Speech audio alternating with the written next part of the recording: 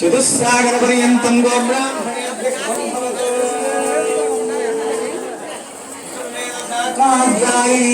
ఆంగ్లీయ సహాయాచ్చ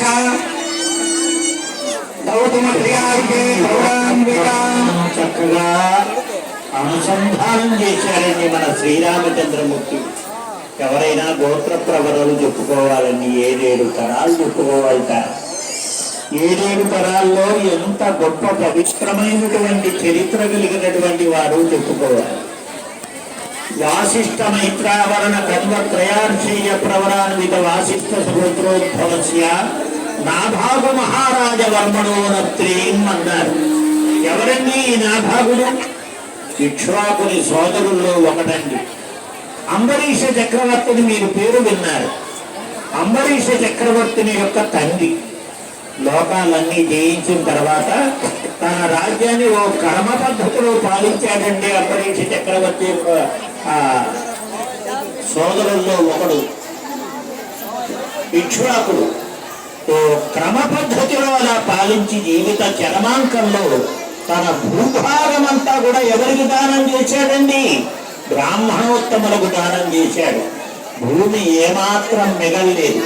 భూదేవి స్త్రీ రూపంలో ఒక్క మాట అన్నదండి, బ్రాహ్మణోత్తములకు దానం చేసేటప్పటికి నాభాగ మహారాజా నేను నీతోనే ఉంటానయ్యా, నువ్వే రాజుగా శాశ్వతంగా ఉండాలి అన్నాడు.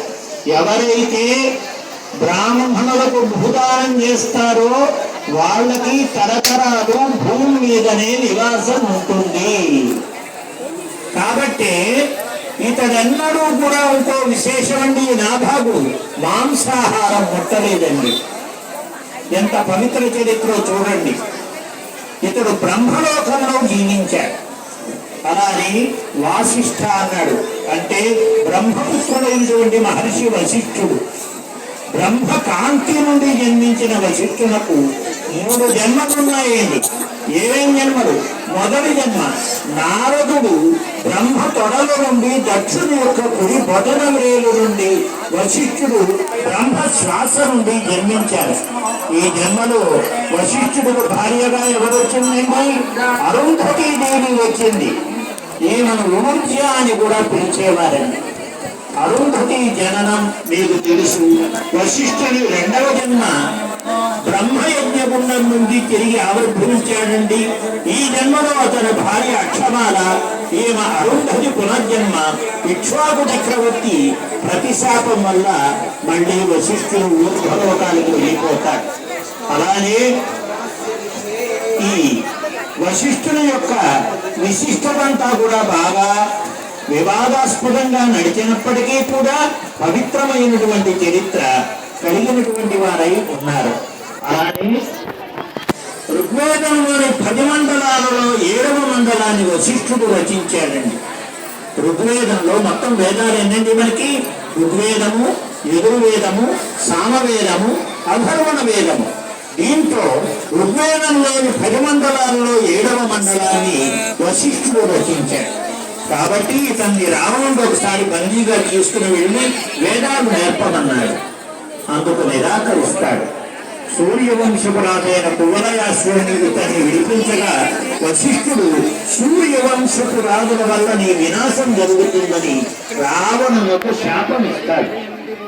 కాబట్టి స్వామి చేతిలో అతడు కోల్పోయినాడు. పరాశరుడు రాక్షస సంహారానికి యాగం చేసినప్పుడు వశిష్ఠుడు దాన్ని ఆపుతాడు. శ్రీరాముడికి ఇక్ష్వాకు వంశ చరిత్రను చెప్తాడు. ఒకసారి వశిష్ఠుని కామధేనువును అష్టవశువులు తీసుకుని పోగా వారిని మానవులుగా జన్మించమని శాపం ఇస్తాడు. ఏమిటండి ఆ స్వామి? ఇతడు భీష్మునికి గురువు అవుతాడండి. భీష్మాచార్యుల గురువు ఎవరండి? సాక్షాత్తు వశిష్ఠుడు. వశిష్ఠుడు సప్తర్షి మహర్షుల్లో ఒకడయ్యాడు. ఆపక అరుంధతీపతి, బ్రహ్మర్షి, దేవర్షి, హైరణ్య గర్భ, మిత్రావరుని, వారుని అని కూడా వశిష్ఠులకు ఈ పేర్లు ఉన్నాయి. మైత్రావరణ ద్వాదశ ఆదిత్యుల్లో ఒకటండి. వాసిష్ఠ మైత్రావరణ అన్నారు కదండి. మైత్రావరణుడు కూడా ఒకడు ఉన్నాడు. ద్వాదశ ఆదిత్యుల్లో ఒకటండి. 12 మంది సూర్యులు ఉన్నారు కదా. ఇప్పుడు యోగా అంతా చేస్తున్నారు మీరంతా కూడా. 12 మంది సూర్యులు ఎవరెవరండి? వరుణుడు మేషరాశి నలుపుగా ఉంటాడండి. అలానే సూర్యుడు వృషభ రాశి రక్తపు తెలుపండి. అలానే సహస్రాంశుడు మిథున రాశి అండి, సాధారణ ఎరుపు. అలానే ధాత కర్కాటక రాశి పసుపు వర్ణమండి. అలానే తపన సింహరాశి తెలుపండి. అలానే సమిత కన్యారాశి